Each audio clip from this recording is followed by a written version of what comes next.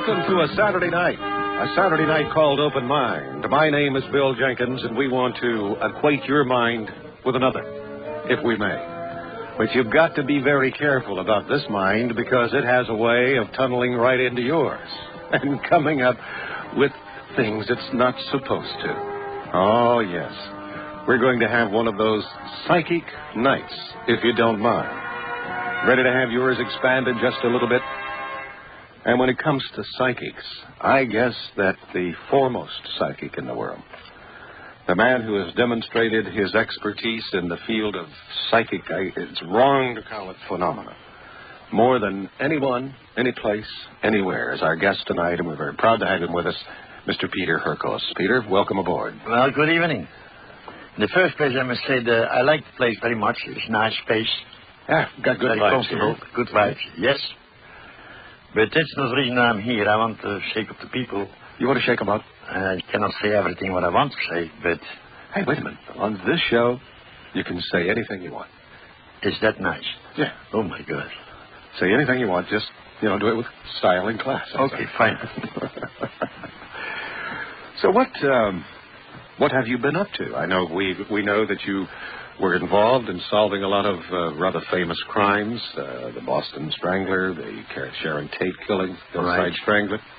Well, on the Sharon Tate case, the sheriff didn't want me on that time. He didn't? No, he wants to look for himself. And was that Peter Pitches, is that it? Yeah. Well, what was Peter's problem? Well, part ego, Mm-hmm. Is that I don't want psychic charm. And 2 days later, part of the government called me that I have to be on the case. And I was on the case. I think that law enforcement has changed their mind, by and large, about the input that a psychic can give them. I came in America in 1956, and nobody believed me. But over all these years, on murder cases and Harvard case, I did about... How many murder cases I worked on it? Since I've known you? Yeah. Oh, over 500. It's about 500. That threw in the gas chamber. 2 guys. Where's your success rate? Say 500 cases? Well, I would say about 80. About 80%? I never worked on a case, or I always worked with the police. Mm-hmm. But that was not in the beginning, Well, I've noticed that police... I wouldn't take a case without the police department. Yeah. Well, I need clothing. It's their job. Yeah. And what you can give them, it seems to me, is just a very valuable tool.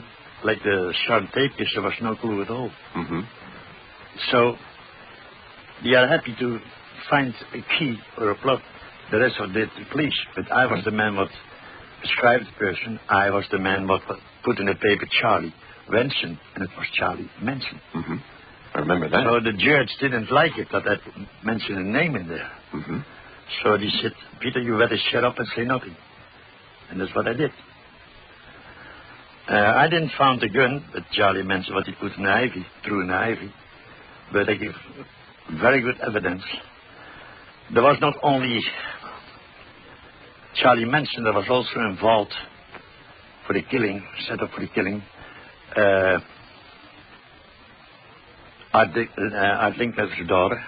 Mm-hmm. Was involved in the calls there.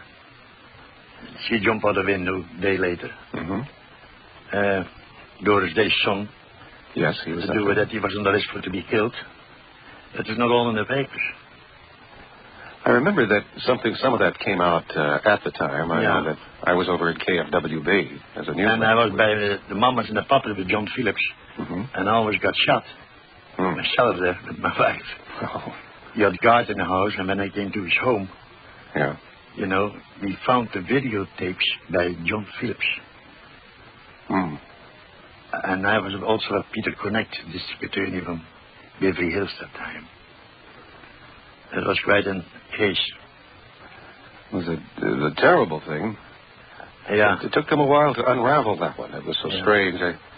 The modus operandi of the activity and the motivation behind it was something I think that was new for law enforcement. Right. They had never found just drug-crazy... but in the beginning, it was very tough for me to work with the police, but they didn't believe me, Mm-hmm. But over all these years in cases, they start believing me. You find it a lot easier now to work with the police. Very easy. And As I said earlier, I know that many law enforcement agencies certainly accept the work of psychics, which is quite often volunteered to them. What I do the most of the time, you will laugh, and I tell you, when I work on a case, before I start working, I said to the chief of police, now listen, you give me a file with anybody, any file, and can I put my hand on? And he was curious, you know. Mm-hmm. And he said to the sergeant, pick up a file. And I will put my hand on it. I said, it had to do with 5 people involved.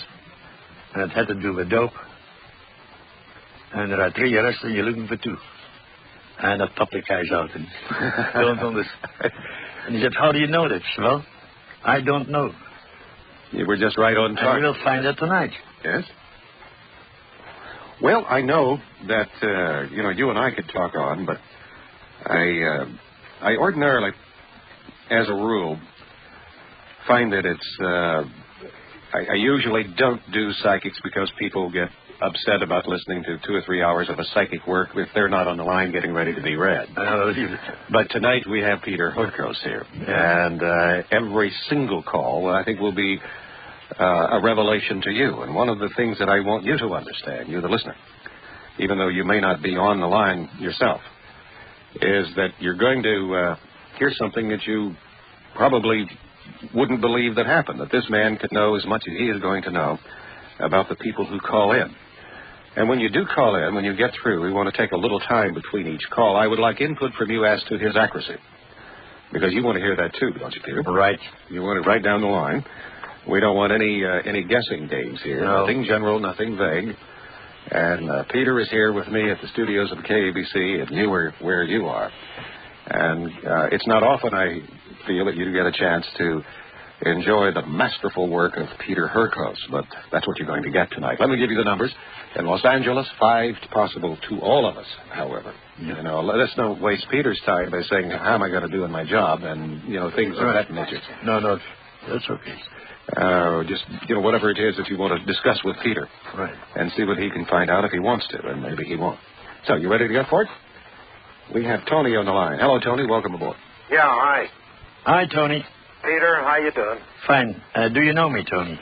I've followed your career for, But you never talked to me before. No. You are not without a job, Tony. I see you working. Excuse me? You are not without your job. I see you working. Working? Yeah. Oh, yeah. You're employed. Well, yes. Self. No. Let me tell you. You started from scratch. You didn't add anything, and you built it up yourself. Yeah. You know, it was not easy. And I also see you married. No, I'm single. No, I saw you that woman what you had before. Oh, yeah. You remember, huh? Right. I don't want to go in details.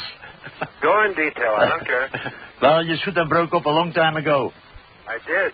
Do you know that she was fooling around with somebody else? Yes. I know it, too. Who is Michael? I don't know any Michael. Did she... Is her boyfriend was Michael? No. Sorry, I don't know that name. Oh. But that's not to take away from the power you have. I know. But I see an extension. I see you working not alone. I see you working with 3 people. That's going to happen. How many people are you working now? Alone? No. You're right. I'm working with more than 3 people. No. You started with 3 people. All right. Basically, you're right. 3 right. people. And now I see 9 people. Uh-huh. And I see a building on. I see a changing there where you work. I'm at a crossroads, Mr. HURKOS. Right. But I see it changing. On the place where you live. Where your business is. Yeah. I see it changing there. I see breaking out and I see an extension. Right. That's going to happen. Well, it's more than that. It's a whole transference of wealth. There's only me and my dad left. They just did he's terminal cancer. And the whole thing's supposedly coming to me. No, I see you are the boss. Yeah. You will take over. I also see a bank loan that's going to happen. Yeah. Yeah, I'm tapped into 30.